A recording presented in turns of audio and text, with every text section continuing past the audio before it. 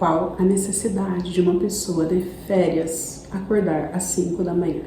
Não tem, né? Pois é, mas cá estamos acordadas, né? E enquanto eu espero a rua ficar um pouco mais movimentada para sair comprar pão, estou aqui com o meu café e vou comentar com vocês sobre leituras que eu escolhi para essas férias.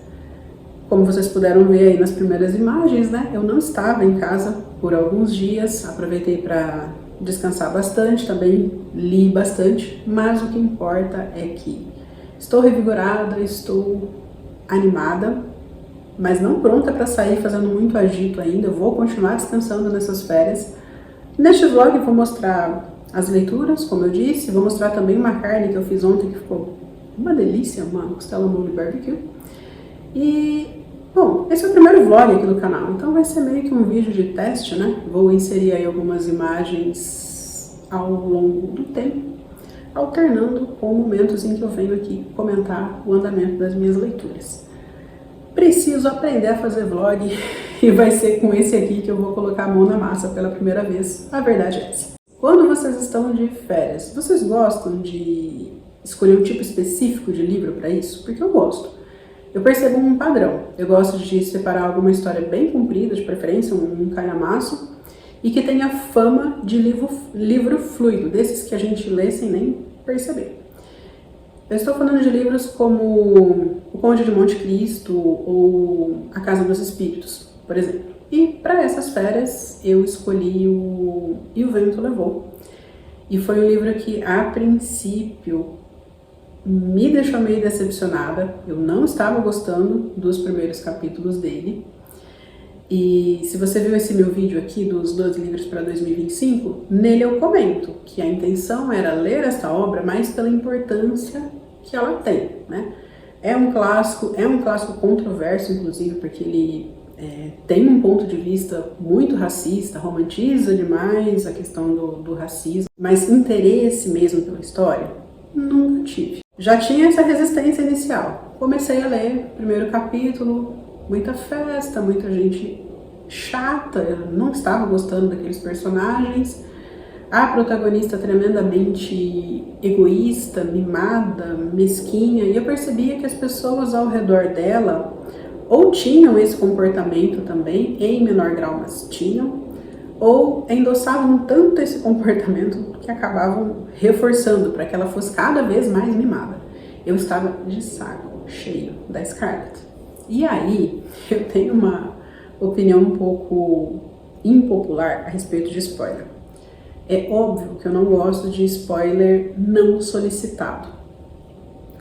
Mas, em algumas situações, quando eu decido que eu quero o spoiler, ou eu peço a opinião de alguém que já leu e que comente o final, ou eu pego o livro e leio o último capítulo, ou pelo menos as últimas páginas. E foi o que eu fiz com E o Vento Levou. Eu estava ali uns 5, 6% da obra, detestando a leitura, e aí eu pensei, bom, acho que eu vou ler o final, porque dependendo de como esse livro terminar, eu vou querer saber como é que a história chegou naquele ponto. Gente, dito e feito. Eu li o final e voltei desesperada para continuar a leitura e entender como é que o livro partia daquela situação A do começo para aquela situação Z do final.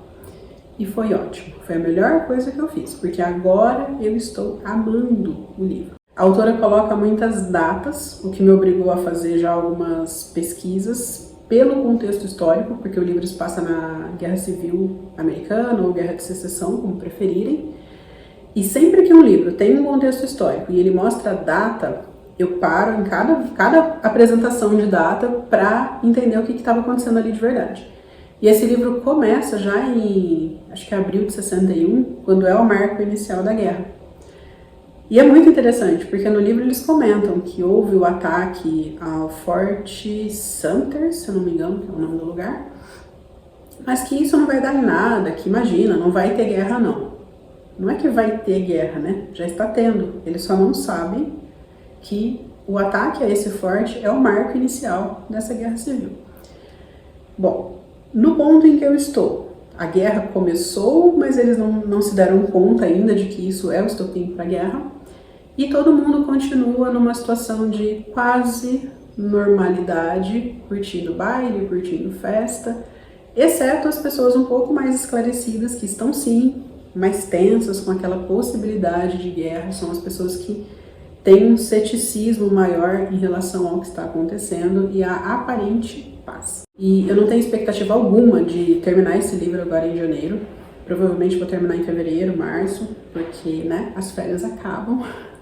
Ainda em janeiro eu volto a trabalhar, mas eu quero ler o máximo possível agora e curtir também essa leitura com esse acompanhamento histórico, como eu mencionei.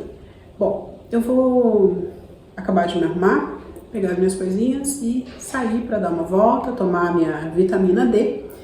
E se eu conseguir, eu filmo um pouquinho lá dos arredores da padaria e do bosque onde eu vou para mostrar para vocês.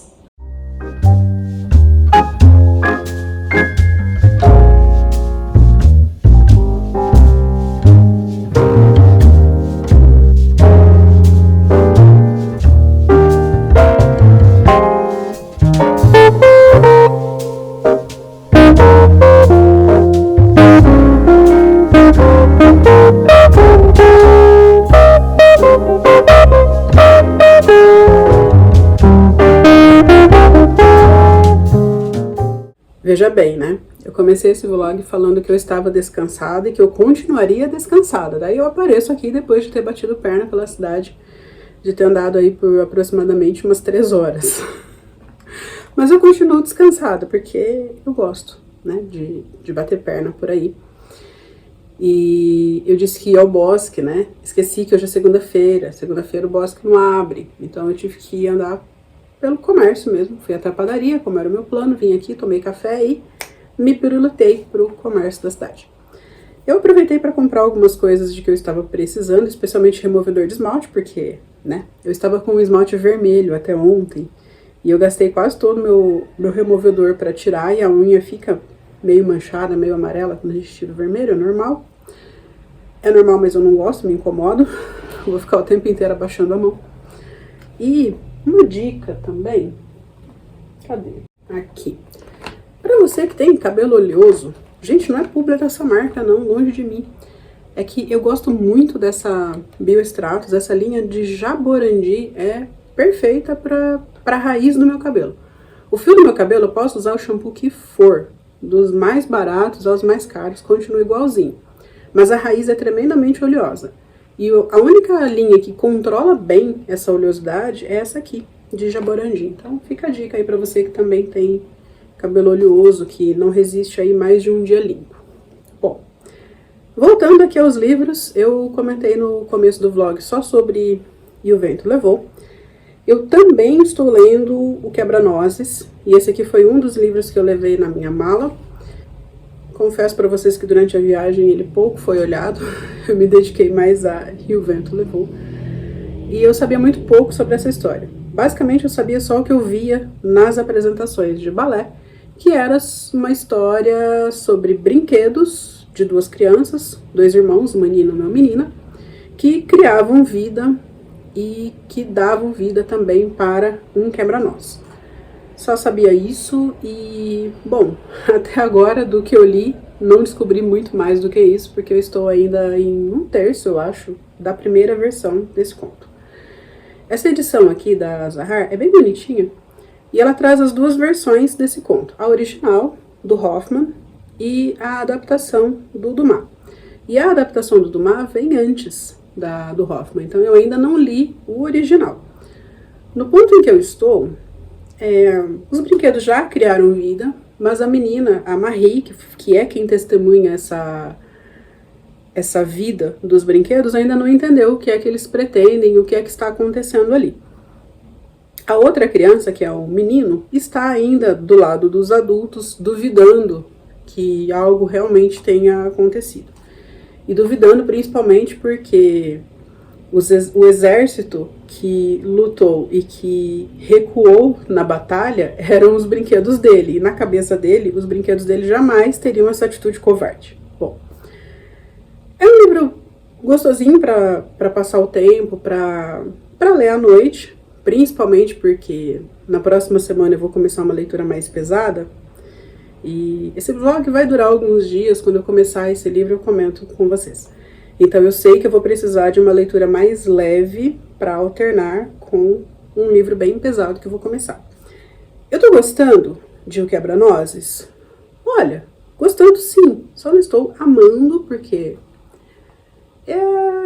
conto de fada não é a minha praia, né? Eu não gostava disso nem quando eu era criança, então eu acho que eu até tô gostando mais do que eu esperava. Eu não esperava nem gostar. É uma história ok, tá? Uma leitura que tem servido ao propósito que eu esperava, que é uma leitura de puro entretenimento. Eu vou voltar esse vlog daqui a alguns dias com mais atualizações de E o Vento Levou. E vou comentar também a leitura da próxima semana. Até daqui a alguns dias.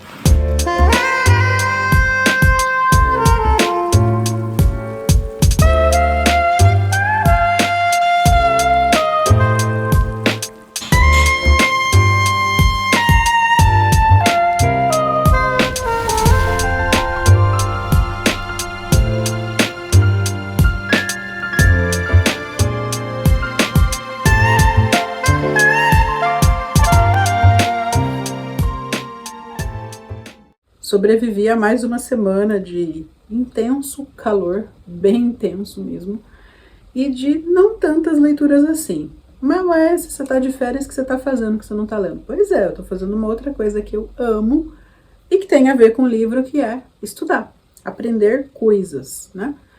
E no caso eu estava aprendendo sobre história, que eu gosto de história, e hoje em dia eu acho até engraçado falar isso, e é um dos tópicos da conversa de hoje. O quanto mudou a minha perspectiva sobre história ao longo da vida.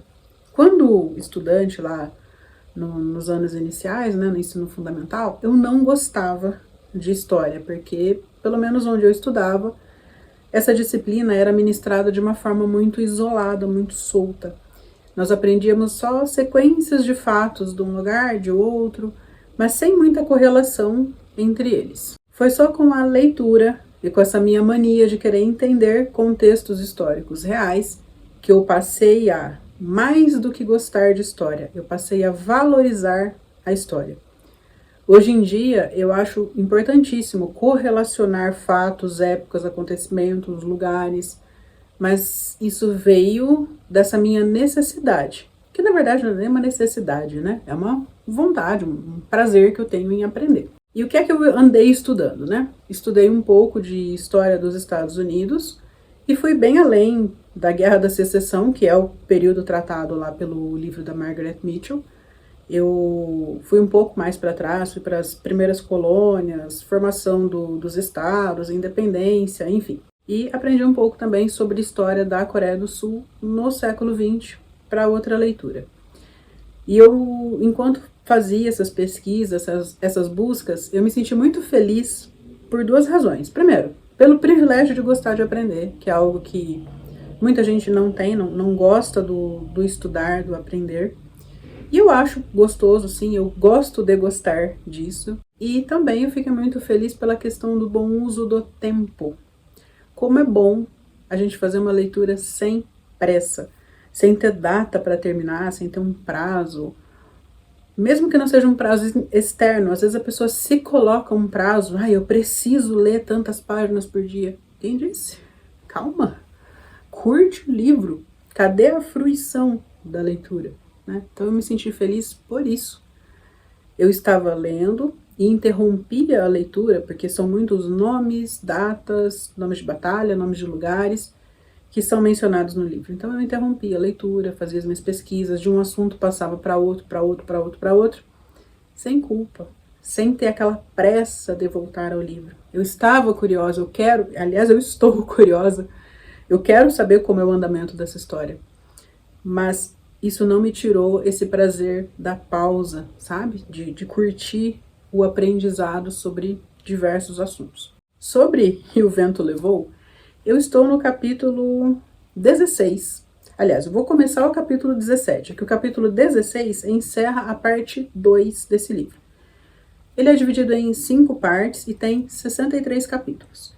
E eu estou em 27% da leitura. Ou seja, eu estou em menos de 1/3 dele.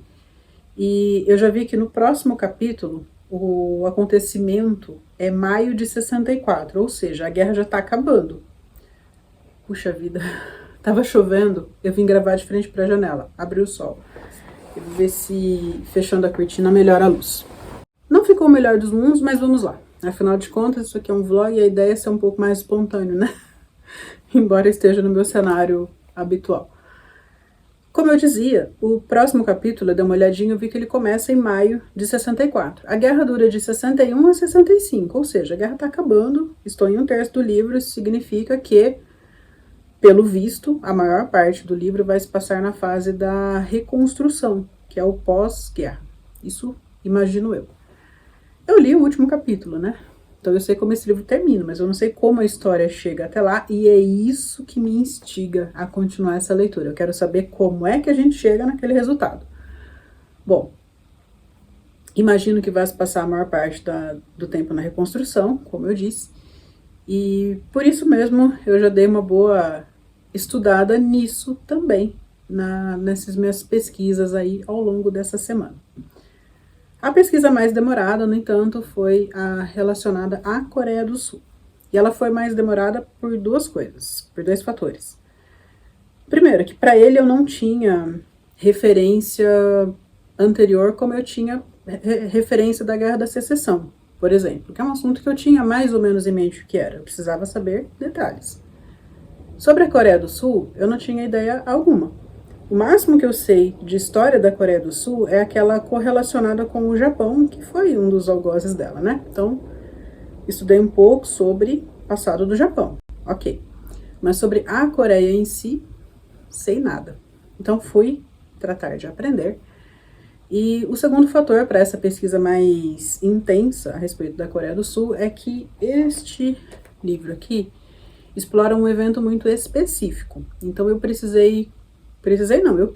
eu escolhi compreender o contexto geral da Coreia do Sul e o contexto do massacre de Gwangju, que é o cenário desse livro aqui. Gente, que livro triste, muito triste. Não lembro se eu já falei o nome dele, acho que não, né? Atos Humanos, da Han Kang. Foi a minha leitura principal dessa semana e é um livro que em situações normais, situações comuns, eu não leria. E por que eu li? Porque ele é o livro de janeiro do clube de livro aqui da minha cidade e eu quero participar da discussão sobre ele. É um livro tremendamente bem escrito, mas muito violento e eu já sabia disso. Então, quis ter essa referência histórica e isso foi fundamental para realmente conseguir mergulhar na história e compreender algumas nuances que são apresentadas aqui. E entender esse livro foi interessante também para compreender um pouco da Coreia do Sul de agora, porque houve um decreto de lei marcial há pouco tempo e numa situação comum, qualquer cidadão mais consciente ficaria preocupado com isso. Mas no caso da Coreia do Sul, além da preocupação habitual, muitos deles têm a lembrança do que é que isso significa. Porque esse massacre de Gwangju, que é o principal evento aqui narrado nesse livro, aconteceu depois do decreto de uma lei marcial em maio de 1980. Então, o governo decretou a lei marcial, houve um levante estudantil em Gwangju. Como consequência, houve uma retaliação bastante bruta do exército, os conflitos entre as pessoas e o exército continuaram por mais alguns dias, culminando num massacre. E como em qualquer país não democrático, não se sabe exatamente quantas pessoas morreram, quantas ficaram feridas, quantas desapareceram, porque, né, muitos corpos foram jogados em valas comuns. Enfim, eu não gosto de ler livro com violência muito descritiva, violência muito gráfica. No entanto, essa obra é tão bem escrita que toda a violência narrada aqui cabe no contexto, cabe no que está sendo narrado, em todo o horror que aquelas pessoas de fato viveram. Então acaba que esse livro também é muito respeitoso com a memória das pessoas que viveram aqueles dias. Tanto as que faleceram quanto as que sobreviveram. Porque até para quem sobreviveu, ninguém sobrevive a isso aqui, a todo esse horror narrado aqui, de uma forma normal. Isso aqui é uma obra de ficção? Sim, mas é uma obra de ficção baseada em acontecimentos reais. Então, não tem como alguém sobreviver a isso. Ninguém passa incólume por uma experiência de vida horrorosa como foi esse massacre de Gwangju. Eu passei mais tempo entendendo essa questão da história do que lendo o livro em si. Precisa disso para entender o livro? Claro que não. Fiz isso porque eu quis, porque foi uma escolha. Mas pelo menos o mínimo, sim. Você precisa entender para compreender melhor o contexto ali do Atos Humanos. Achei um livro espetacular do ponto de vista literário, é muito bem escrito, muito mesmo. Eu senti frio, eu senti nojo, eu senti dor física lendo esse livro. Claro que isso não é agradável, mas é mérito da autora. É uma obra muito bem escrita. Mas é um livro que eu não quero reler tão cedo, meu Deus do céu. Sabe? Livro ótimo, toma, tira isso de perto de mim. Eu ia encerrar esse vlog hoje, mas eu não vou. Eu quero prolongá-lo mais um pouquinho, eu quero continuar a leitura de O Vento Levou, porque eu gostei muito da abordagem da Margaret Mitchell sobre consequências da guerra para quem não está diretamente relacionado com ela. Que é o caso das mulheres, das crianças, dos velhos que estão nas cidades, né? Eles estão sofrendo as consequências ali, sem saber exatamente o que está acontecendo no front. E eu ia encerrar esse vlog hoje porque, né, o título do vídeo é Leituras de Férias, e minhas férias acabam hoje. Mas eu vou me estender aí mais um pouquinho, quero fazer mais alguns comentários sobre E o Vento Levou, que claramente é uma leitura que tem me agradado bastante. Vem comigo não encerrar o vlog no lugar onde eu gostaria. Eu estou no Bosque dos Italianos aqui em Campinas, um lugar que normalmente é bem silencioso. Eu já tentei umas 3 ou 4 vezes sentar e finalizar o vlog, mas não dá. Esse lugar normalmente é muito silencioso, muito gostoso, mas hoje é gente conversando, é cachorro latindo, é barulho de motor, de obra. E curiosamente, agora que eu parei para reclamar que eu não estou conseguindo silêncio, o silêncio veio. Relativo, porque as pessoas continuam conversando, estão de fundo aqui. Mas já que eu estou aqui, vou aproveitar para mostrar um negocinho que eu gosto, que é aquela construção laranja ali, ó. Aqui dentro desse bosque tem um dos lugares mais legais de Campinas para quem tem criança e gosta de ler, que é uma biblioteca infantil.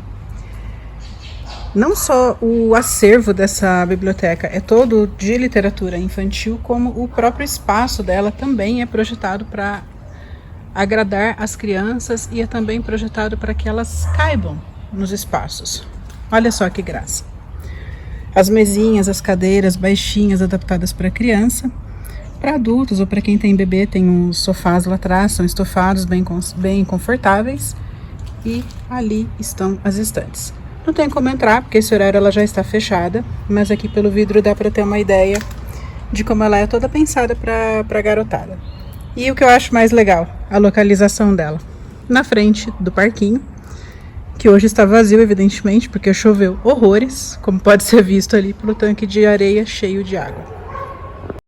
Nesse bosque também tem um espaço aqui, ó, que é coberto, tem mesa, banquinho, e as pessoas costumam reservar para fazer aniversário aqui. Também dá para ter uma outra vista lá da biblioteca. Nossa, essa árvore aqui sempre me lembra uma planta que era muito fácil de encontrar quando eu era criança e que hoje em dia eu não vejo mais. Que era uma planta bem rasteira, até porque eu era criança e eu alcançava, que quando a gente fazia assim nas folhas dela, ela se encolhia, sabe? E ficava um tempinho encolhida e depois ela abria de novo. Faz anos que eu não vejo dessa planta. Vocês sabem que planta que é essa? Opa, pausa para o lanche porque eu achei uma moreira carregada aqui. Aqui embaixo ainda consigo alcançar, pena que eu não consigo pegar lá em cima, que ela tá bem carregada. Tá bem madura.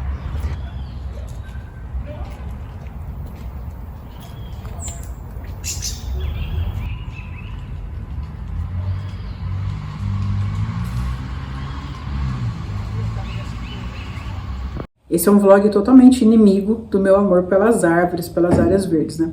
Porque eu comecei esse vídeo dizendo, eu vou ao bosque ali, que no caso era dos Jequitibás, e não consegui porque ele estava fechado. Muito que bem. Aí ontem, fui num outro lugar, no Bosque dos Italianos, falei, vou sentar aqui, vou gravar vídeo, vou fazer todos os comentários que eu preciso fazer para encerrar o vlog aqui. Também não consegui. Bom, paciência. Ontem serviu só para eu passear mesmo e curtir realmente o lugar.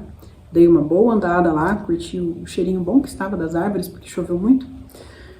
Mas sentar e gravar vídeo que é bom nada, né? Pois é, cá estamos. Eu vou comentar sobre O Vento Levou, como prometido agora há pouco, mas eu percebi que faltou comentar algo a respeito da leitura que eu fiz concomitante aqui com Atos Humanos.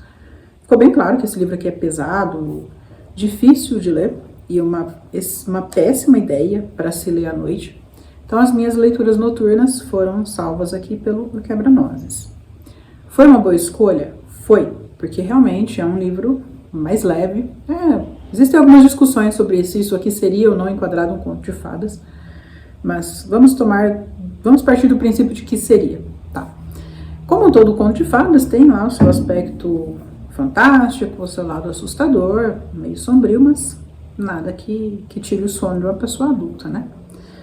Então foi uma boa escolha, embora eu não tenha gostado do livro. Quando eu conversei com vocês pela última vez sobre ele, eu estava mais ou menos na metade da versão do Dumas, que é essa versão maiorzinha aqui.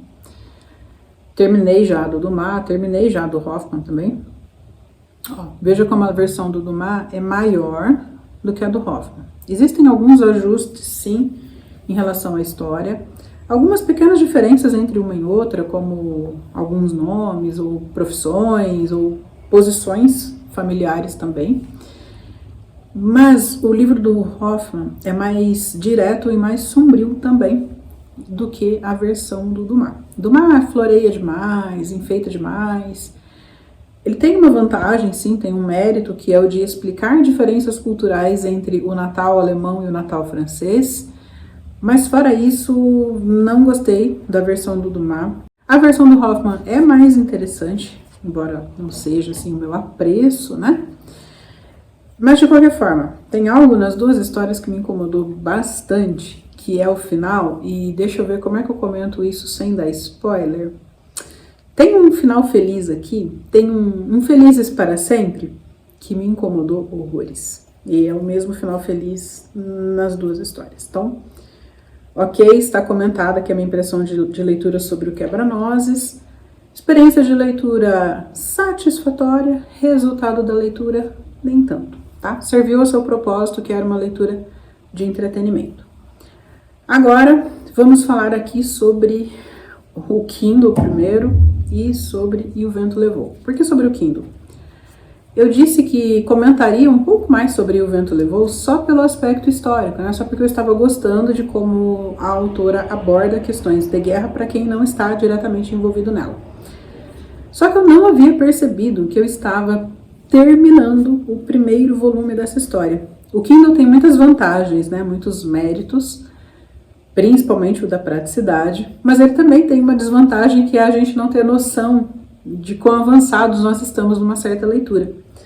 Eu estou lendo O Vento Levou nessa versão aqui da Nova Fronteira, que é dividida em 2 volumes. E eu não havia percebido que eu estava quase terminando o primeiro volume. Então, essa adiada que eu dei para encerrar esse vídeo foi o suficiente para terminar o primeiro volume. Então tá. Então, em que ponto da história que nós estamos? A guerra já acabou. Então, os personagens vão começar a sentir os efeitos da restauração ou da reconstrução. É reconstrução que eles chamam. Não dá mais para falar sobre o enredo da história sem entregar spoiler, mas é possível falar sobre alguns aspectos que são mais amplamente discutidos, como, por exemplo, a evolução da Scarlett e também sobre o momento histórico, porque, né, história.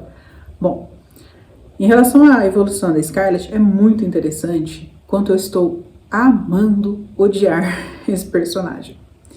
Ela começa o livro muito fútil, muito vazia, muito desagradável. Só que agora, no momento de história em que a gente está, a Scarlett já deu uma crescida, uma amadurecida em vários sentidos.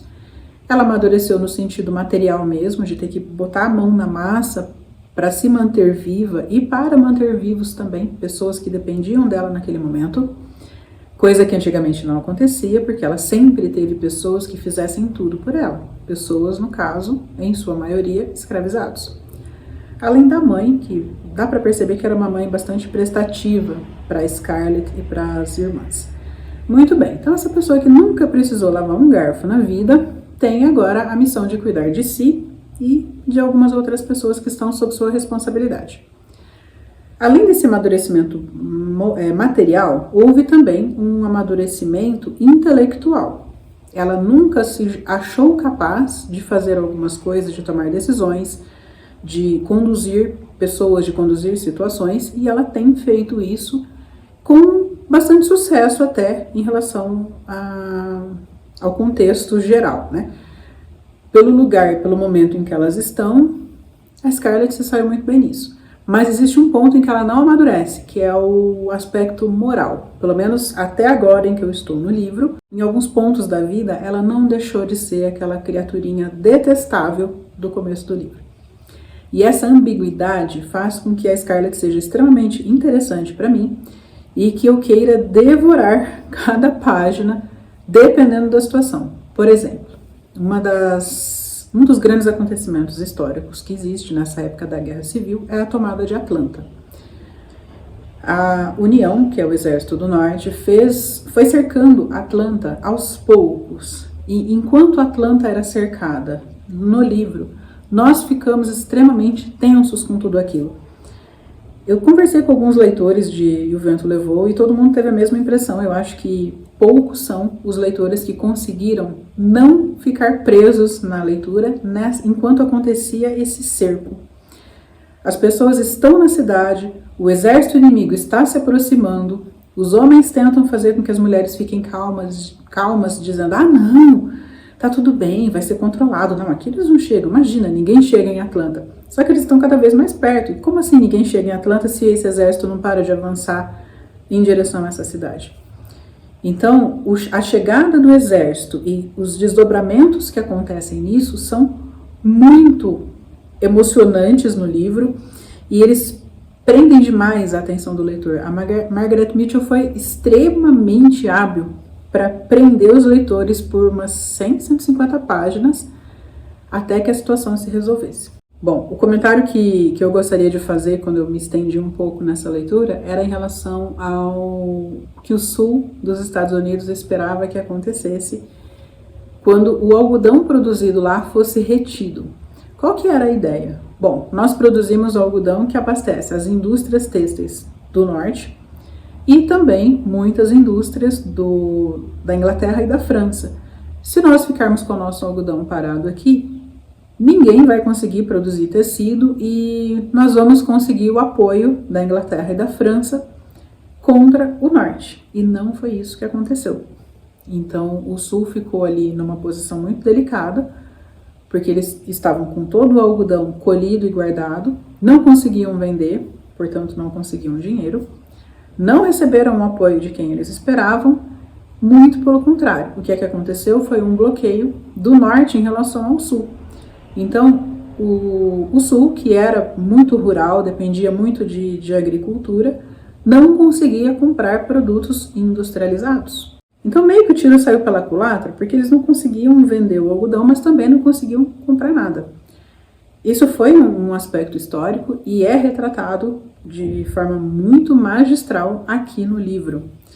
Começa pelos pequenos detalhes. É um tecido que falta para um vestido de luxo, é uma bebida que agora está em falta, por exemplo, um vinho. Então essa ausência de produtos que eram importados ou que vinham do norte do país é mencionado de uma forma muito sutil, muito delicada e vai crescendo, sabe? Essa constante de falta de produto, e isso vai tendo consequências até para a própria guerra, porque o Sul não fabricava armamento. Eles dependiam de compra de munição, de compra de armamento. E se nenhum país está apoiando aquele lado da guerra, eles compram de quem? Pois é, a situação do exército vai ficando cada vez mais desesperadora, até por falta de armamento. Aí, voltando um pouquinho em relação a essa questão do bloqueio econômico, tem algo que acontece em muitas guerras, que é a especulação. Existe o bloqueio econômico, mas sempre tem aquela pessoa que consegue contrabandear mercadorias para dentro do país e fazer vendas ilegais. E a pessoa que faz isso vende pelo preço que ela quer. E isso é muito bem descrito aqui. Tem um personagem que se aproveita demais desse período de guerra. Ele enriquece muito. É a pessoa que mais lucra com a guerra nesse livro. Aliás, eu acho que é a única pessoa que é do Sul e lucra com essa guerra aqui no livro. E ele faz fortuna desse jeito, contrabandeando produtos. E em alguns casos ele compra cargas inteiras para depois ter o monopólio e vender pelo preço que quer. Sabe aquele ditado, enquanto uns choram, outros vendem lenço? Pois é, esse aqui vendeu lenço a rodo. E também é um personagem muito interessante da história.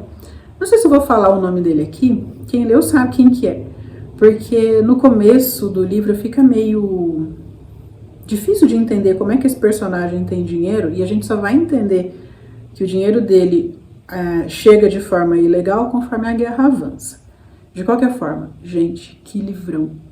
Existiam dias em que eu me obrigava a ir dormir, porque eu estava igual o Sheldon num certo episódio aí do The Big Bang Theory. Eu não preciso dormir, eu preciso de respostas. Pois é, livrão, livrão mesmo. É evidente que eu já comecei a segunda parte de O Vento Levou, continuo amando essa história, e que fique bem claro aqui, gente, que eu estou amando este livro enquanto obra ficcional, enquanto obra de arte, tá? Eu não compactuo com as ideias defendidas nesse livro, que me parece que ficam bem piores agora com o final da guerra. Então, tudo que é dito aqui sobre direitos civis, direitos raciais, direitos de classe, são diametralmente opostos a tudo aquilo em que eu acredito.